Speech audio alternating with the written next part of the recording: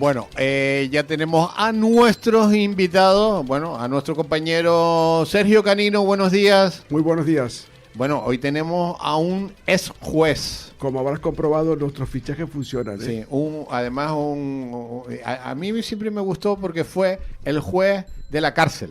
Juan Manuel Fernández del Torco. Fue el juez de la cárcel. ¿Cuál es el papel de un juez de la cárcel? Pero bueno, ¿cómo empiezas al revés, Juan? Buenos días. Primero, no hay juez en la cárcel. No hay juez en la cárcel, está en el juzgado. Muy bien. Muy bien, matizando. Segundo, es el juez de vigilancia penitenciaria. Ya. Por lo tanto, el encargado de garantizar los derechos de los internos. Ya. Luego tiene un papel también de los derechos de la ciudadanía, porque no solamente vigila y controla y garantiza el buen funcionamiento de la institución con respecto a los internos, que es como deben ser llamados los reclusos, y en segundo lugar también una garantía para el ciudadano cuando bajo su responsabilidad ratifica los permisos que la Junta de Tratamiento propone. ¿Tú vas a verlos? Yo iba toda la semana y tenía una lista de internos que querían hablar conmigo, ¿sí? Ya. ¿Y te contaban tu...? No me contaban, pues me hacían peticiones o de permiso o de que faltaba algún documento que no le había llegado, etcétera. Pero tú siempre has sido un poco cabroncete como juez, ¿no? Yo he sido como soy. Pero ¿cómo le permites eso, Juan Manuel? Porque hay amistad. Él y yo sabe que soy cabroncete porque lo fui con él. Bueno. Pero no, yo no estuve en la cárcel, ¿eh? Bueno, Vamos a aclararlo porque... Merecía. Merecía estar, pero no estuve. A ver, él y yo compartimos una escena de vida política larga, interesante. El ayuntamiento de Santa Cruz, hay que decirlo. Él ¿no? estaba en el Cabildo. Yo estaba en el Cabildo. Cabildo. Y yo estaba en el Parlamento. Y él estaba en el Parlamento. Fuimos Sí. compañeros. Tremendo No fichaje. de prisión, ¿eh? No de prisión, ¿eh? Bueno, fuimos compañeros, sí, porque la prisión es una privación de libertad de ambulatoria y en política no se suele tener libertad ambulatoria de los sentimientos ni del pensamiento. Bueno, me encanta comenzar así porque hay gran amistad tanto con uno como con otro y hay que relajar la situación porque la situación no pinta nada bien. Bueno, hoy que hace 95 años en que se entronizó en la historia de España la Segunda República. Sí, señor. Hace 95 años justo. Sí, señor. Por lo tanto, el camino absolutamente de la defensa de las libertades y que originó y que motivó dos grandes tendencias o grupos enfrentados y que por desgracia creíamos que con la transición del 78 se habían superado y que algunos hoy lo que han hecho es volverlo a restaurar y a colocar en la primera plana. Sí. ¿Por qué no hablamos, si no les importa, de la actualidad? Venga, la vamos a la gente quiere. actualidad. Y te voy a explicar, porque la actualidad que estoy diciendo de hace 90 años es la actualidad de hoy. Bueno, pues explícanos un poco, venga. ¿Por qué? Porque hay quien plantea la división política como si fuera un muro. Yo sé que con lo que estoy diciendo, yo no tengo redes sociales, con lo cual me importa un bledo lo que digan las redes sociales. Yo soy un facha. ¿Por qué? Porque he sido juez y porque estoy hablando de la transición del 78, donde había políticos de talla, que no los hay ahora. Era un juez lento porque son lentos los jueces, ¿eh? Los jueces no son lentos. Es la justicia. Los jueces el sistema. La normativa jurídica es la que es lenta. Por ejemplo, que, salvo en una sección actual, el juicio contra los miembros del gobierno del Partido Socialista que están siendo juzgados en la sala de gobierno del Tribunal Supremo, el juicio ha tenido una rapidez normal. Hay un decreto ley, que es el famoso decreto ley Bolaños, de hace 8 meses, que es un decreto catastrófico. Está hecho por gente que no conoce el funcionamiento del juzgado. Hay que decirlo. Y lo ha hecho este gobierno. Y por lo tanto tenemos ese atraso. Hay pleitos, bueno, yo he tenido pleitos, recuerdo el pleito de las Teresitas, duró 21 años. El pleito Arona empezó en el año 2012, acabó en el 2020.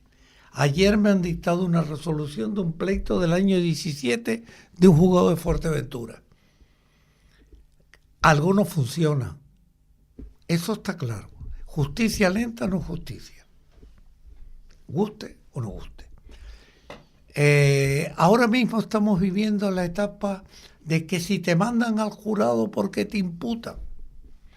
Bueno, pues si te mandan al jurado, el pueblo te va a juzgar. Y tampoco hay que rajarse las vestiduras. Me estoy refiriendo a un autoprocesamiento. Sí, de Peinado cierra la instrucción de Begoña Gómez y propone juzgarla ante el jurado popular por 4 delitos. Sí. Pero se jubila pronto el juez. No tiene nada que ver ya. El señor Peinado ya ha acabado su papel. Ahora lo va a juzgar, si es en el tribunal de jurados, 9 ciudadanos. Pero es él quien la cita, ¿no? Sí. El juez de instrucción termina su papel. Entiende que hay una serie de indicios objetivos que pueden conducir a la existencia de un delito. Hombre, yo estaría nervioso si se me habla de tráfico de influencia, porque la figura del tráfico de influencia que se introduce en España, procedente del Código francés en 1994, para mí sí tiene los perfiles característicos que exige el tipo penal para exigir responsabilidad. Si yo fuera la imputada, estaría nervioso. Y además con un tribunal popular, más nervioso. El pueblo, yo he presidido tribunales de jurado. Yo he estado como abogado, en mi etapa de abogado, en un jurado. Yo creo mucho en los juicios de jurado, porque la prueba no se produce en el papel, sino ante el juez del jurado, ante ese tribunal. Y lo que tiene que hacer el ciudadano, que no es lego en derecho, es decir, si ve o no ve, si es culpable o inocente, no pone la pena. Eso lo pone el juez técnico. Evidentemente, si te dan una serie de indicios objetivos que enlazan y que hay una figura de tráfico de influencia, se te condena. Yo estaría, inquieto. ¿Qué puede pasar aquí? Aquí solo son caben cuatro delitos. Sí, que no se acrediten todos los delitos, que se acrediten parte de los delitos, que se acredite un delito y entonces te condenan. O que no se acredite ningún delito y te absuelven. ¿Le puede pasar lo mismo que a Urdangarín? La ley, todos somos iguales ante la ley y a todos nos pueden hacer funcionarios interinos de prisiones. Ya. Cuando hablo de funcionario interino, es que ingreses en el hotel rural un tiempo. Ya. O que no ingreses. Ya. Y que recurras, que se agoten y que se den las garantías. Pero, bueno, nadie tiene que estar por encima de la ley, independientemente de la vinculación que tenga. Por ejemplo, yo me sorprendo, estamos viviendo un momento muy difícil, porque estamos viviendo un momento de crispación judicial, diría yo, impresentable. Estamos viendo los dos grandes partidos que debían de ser los pies de la democracia, que sus representantes están sentados en el banquillo, representantes de una época. Eso es el cuestionamiento del sistema democrático, tanto por el lado caso Kirchner como caso Koldos.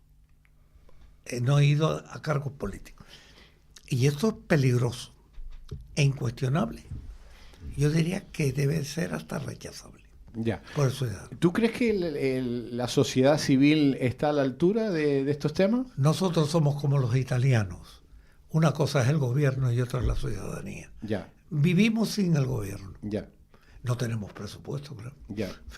O sea que vivimos de espaldas a todo lo que ocurre. La política ya no le interesa a la gente.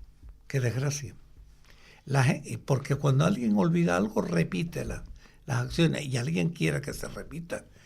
A mí me parece, yo dije en esta emisora, dije no hace mucho tiempo, que evidentemente era necesario una convocatoria de elecciones. Y cada vez lo veo más claro. Lo que no entiendo es que por qué se alarga. ¿Por qué hay ese amor a la poltrona? ¿Puede ser después de las elecciones de Andalucía? Yo creo que tenían que haber sido antes de las elecciones de todo. En el momento que la Constitución dice que tienes que presentar presupuesto y no tienes presupuesto, no puedes gobernar. Pues no pasa nada. No, sí pasa. Sí pasa. Ignoras el sistema democrático. Ese es el problema. Después de las elecciones de Andalucía, podrían ser, pero es que estamos constantemente en elecciones. El problema es que ¿por qué tenemos que llegar a un estado de crispación de tal dimensión que solo es el y tú más y sin nivel entre la clase política? Ni el PSOE te hace una defensa de gobierno serio, ni tampoco el Partido Popular hace un criterio de oposición, ni el grupo de Vox, ni el PNV, porque a mí parece que todos son en relaciones de índole personal y en la defensa de la parcela y no del interés del ciudadano. Mayor tomadura de pelo que el estado de guerra. Dice no a la guerra, ¿vale? ¿Y cómo me manda usted una flotilla? ¿Cómo me incumple usted los acuerdos que tenemos con la OTAN y los tratados internacionales? ¿Qué somos? ¿Una carajera de país? Eso significa solo una cosa, que el político no tiene nivel para gobernar. Ya. Pero la ciudadanía, que es la que pone y quita a los políticos, no está. Ni se la espera. La ciudadanía o los que viven de las poltronas y del enchufe, que son los que van a votar. Porque la abstención cada vez aumenta más. Sí, pero la abstención no vale. Bueno, la abstención es de momento no vale. La abstención es una crítica. Es un dato nada más, un número. Un dato peligroso. Un dato peligroso. Pero de porque momento, dice la gente, la política no me interesa. Ya. Pero eso beneficia a los políticos, porque dice, si a los ciudadanos no les interesa la política, nosotros seguimos a lo nuestro. Claro, porque no son políticos, son funcionarios del hacer político. Son funcionarios, me gusta eso, me gusta. Son gente que no ha trabajado, que no sabe lo que es la calle, que porque aquí se entra en política en busca de un empleo desde hace tiempo y no por vocación. Estos no son los políticos del 78 ni del 81. Estos no son Adolfo Suárez, Felipe González o Santiago Carrillo, Fraga, que eran realmente individuos con vocación política, estadistas, independientemente de su posición. Ahora son gente bastante mediocre que ve una opción de poder comer jamón en vez de mortadela. Ya. Eso es lo que tenemos. Ya. Pero no se esperan cambios, ¿eh? Hombre, yo espero... ¿Tú esperas? Yo no espero nada. Yo espero que el voto sea un voto útil, que sea un voto concentrado al que se quiera, para que no estemos jugando con el te doy yo te quito. ¿Es necesaria una transformación? Yo diría que sí. Yo creo que estamos entrando en un camino de la necesidad de una nueva restauración del sistema. El sistema está enfermo. Explícame los viajes de China. No, los viajes de China es que alguien cree que cuando tengo problemas hay que ponerle al tonto del ciudadano un caramelito para que me vea que soy listo. Y entonces veo esa dimensión exterior. ¿Quién nos cree? Estamos diciendo aquello del viejo dirigente chino que da igual el ratón sea blanco o sea negro. El gato, que lo que interesa es que coma ratones. Eso es lo que nos están diciendo. Estamos viviendo un momento muy difícil. Está subiendo, la cesta a la compra va a empezar a subir. La necesidad de ya ha subido. Vamos a empezar a subir con la gasolina. Sí. ¿Y qué solución me da? Ahora te están diciendo, eso es un planteamiento fascistoide porque es típico del Estado predemocrático, ¿no? Eso es un concepto de que a la política se va con ideas, con programas y con objetivos y no a improvisar. Bueno, te voy a hacer una pregunta que no tiene nada que ver con esto, pero es una pregunta que me llevo haciendo años. Y yo digo, alguien me tiene que explicar qué pasó en ese momento. ¿Cómo un ciudadano como Ignacio González, que estaba en la cárcel con Alzheimer, muere en la cárcel? Bueno, pues no es el primero ni el último. No es el primero y el último. En la prisión se está privado de libertad, pero lo que tiene es el problema que no se te priva de otra serie de limitaciones o de capacidades. Pero hay ejemplos en este país que no han ido a prisión. Bueno, vamos a ver. Solamente por tener cáncer. Bueno, si hay médicos que determinan, que informan técnicamente que es imposible que el recluso o el interno cumpla con la medida de seguridad, con la privación de libertad en el centro, no puede ir. Yo conocí a don Ignacio González, tengo un gran respeto y siempre lo tuve por don Ignacio González, y evidentemente creo que hubiera podido haber alternativas divergentes que hubieran impedido que su éxito se produjera en prisión. Por ejemplo, haberlo enviado en la misma situación de detenido a un centro hospitalario. Ya. No es la primera ni la última. Yo me enfrenté en mi ejercicio profesional con alguien con un cáncer terminal y le autoricé la salida de prisión y se me ¿Tú murió. siendo juez? Siendo juez de vigilancia. Están dentro de las potestades del juez de vigilancia. Pero ahí falló algo, ¿no? No, pues el juez de vigilancia posiblemente los informes no le explicaron la situación de alto riesgo de inminente fallecimiento. No sé el expediente, sé que murió no por teniendo Alzheimer, porque no tenía Alzheimer. Yo creo que lo que tenía era un problema cardíaco y falleció en ese momento. Ya. Triste, ¿no? Pues Cuando sí. nos hemos enterado que hay dirigentes del Partido Socialista en Andalucía que no han ido a prisión. Porque hay informes técnicos que no lo aconsejan. Ya. Los jueces, yo no digo que esté bien, yo no entro a valorar la resolución, porque también los abogados de Ignacio González pudieron haberlo aportado. No sé si lo aportaron. Yo posiblemente, si hubiera sido el juez de vigilancia que hubiera hecho, pues posiblemente yo lo hubiera internado en la planta novena de la Candelaria, que es un régimen, que es un establecimiento penitenciario. En el hospital. En el hospital. Ya. Yo. Eso es lo que hubieras hecho tú. Sí. Y además alguien me preguntó, me parece que me preguntaron, oye, ¿y dónde se podría hacer esto? Y creo que a uno de los abogados le dije, hay un establecimiento penitenciario, una unidad penitenciaria en la Candelaria. Yo. Ya. Son cosas curiosas, ¿no? Bueno, el ser humano es especial. Ya. En un sentido u otro. ¿Es positivo lo que ocurrió? No. ¿Humanamente es rechazable? Para mí sí.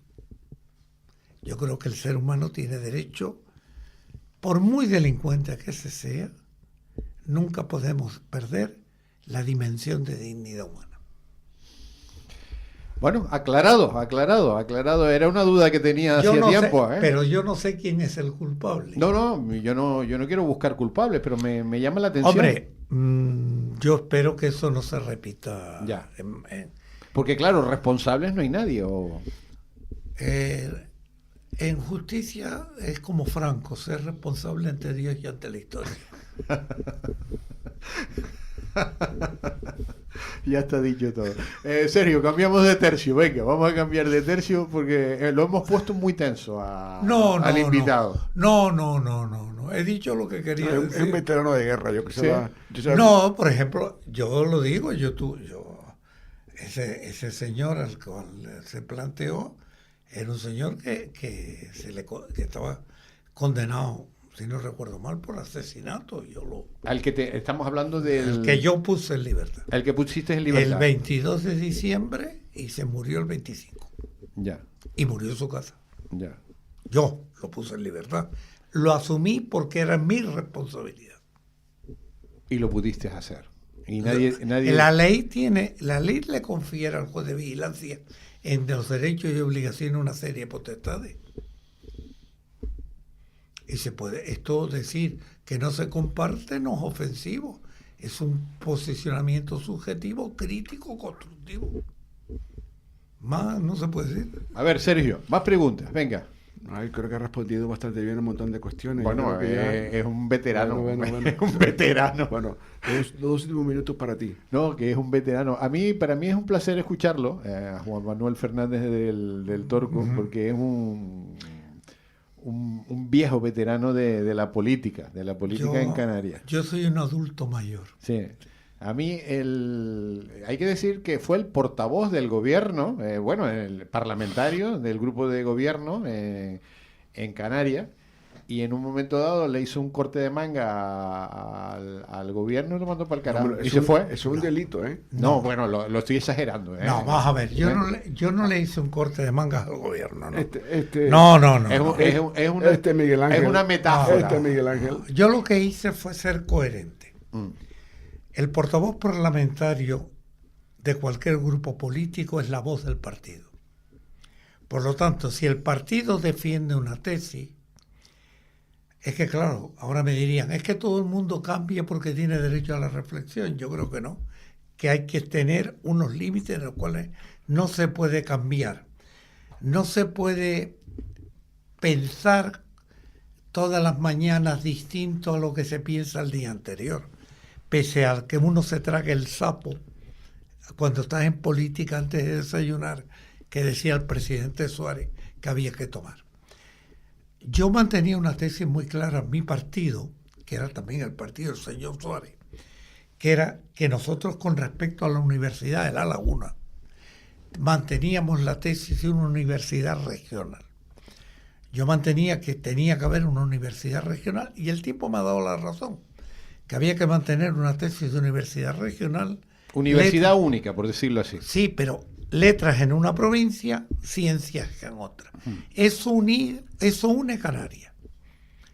Hubo quien creyó que se iba a llevar el título del campus universitario y planteó una tesis adversa. Yo, si he estado defendiendo el partido una orientación, evidentemente, y el partido toma otra, por coherencia y por decencia del partido, la voz se tiene que marchar. Juan Manuel, eso fue lo que hice. ¿Cómo corre el tiempo en la radio, eh? Eso. Estaba hablando que se tiene que marchar y se marchó. Y se marchó. Y... Me marché. Que eso no lo hace nadie, ¿eh? Entregué el escaño. Sí. Entregué el escaño porque el escaño no es del diputado, sino del partido. Porque no estamos en listas abiertas. Si llega a ser listas abiertas, yo me quedo. Y entonces fui coherente. Y fui tan coherente que luego los propios parlamentarios, a los pocos meses, por unanimidad, me mandaron al Consejo Consultivo. Por unanimidad no. Hubo uno que no me votó. ¿No? Sí. ¿Quién no te votó? No lo puedo decir porque es amigo mío. Ah, bueno.